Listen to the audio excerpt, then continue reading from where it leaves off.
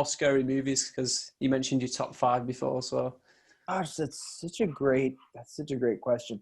I guess technically it's Jaws. Jaws is the one that just keeps on giving.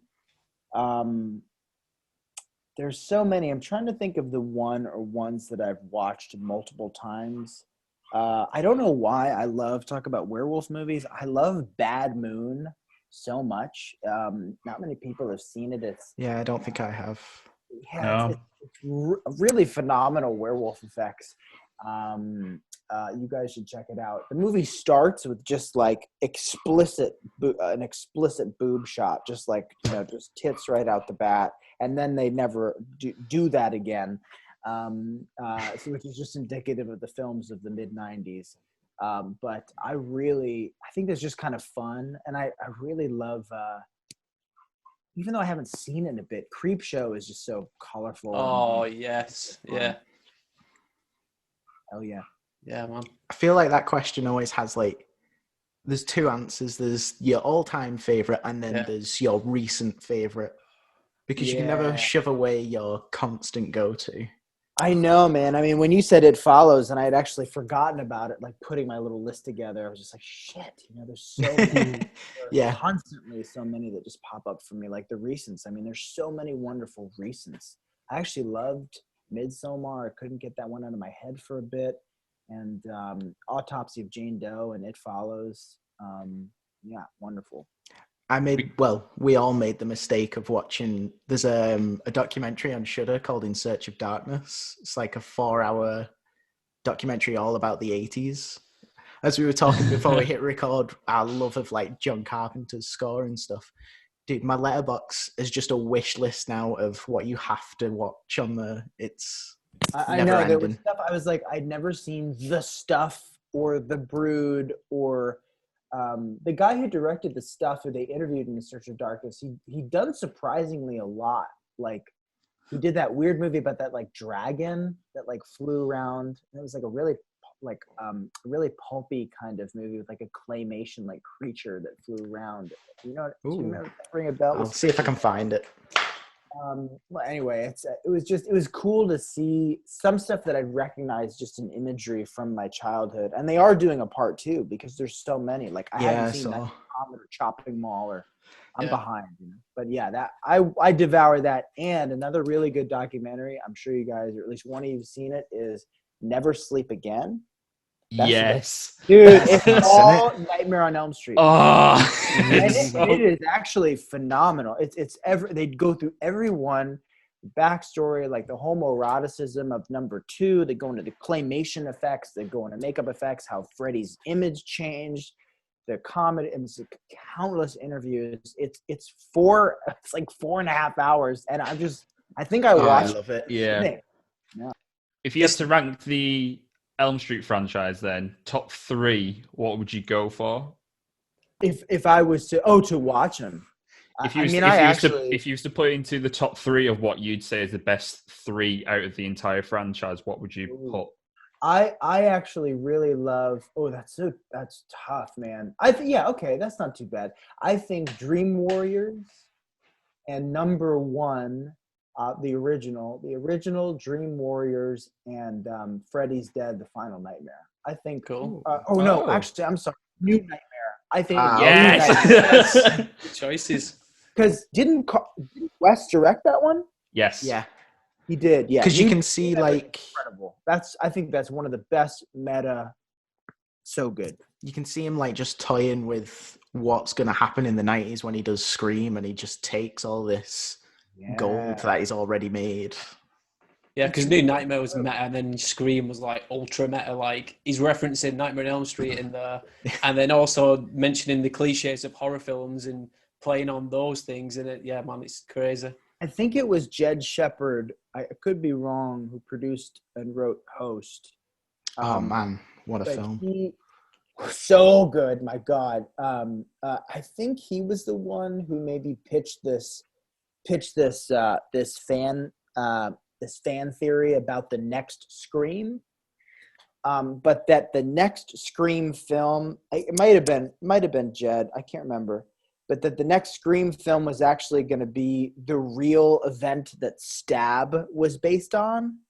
So it was going to be like a meta, like, you know how Stab is like yeah, world, so that Scream is going to be like the real, like what really happened. I don't know.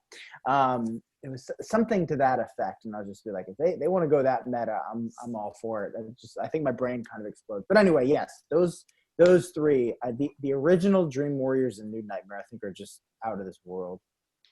I think with Dream Warriors, like I've always said for myself, is the special effects in that like stand out, and then also when they combine the bit of CGI, you know, in the bit where he's doing the puppeteering. Oh man, like man, that scene. What's he doing? Yeah. But it's yeah, probably, like yeah. Throughout the 80s, all those films that when they relied on just the special effects, and as you're saying, Creepshow with Tom Savini and all the stuff he created just for that. Is that something you'd like to like aim towards maybe in the next horror film that you do, maybe incorporate a load of like special effects like that?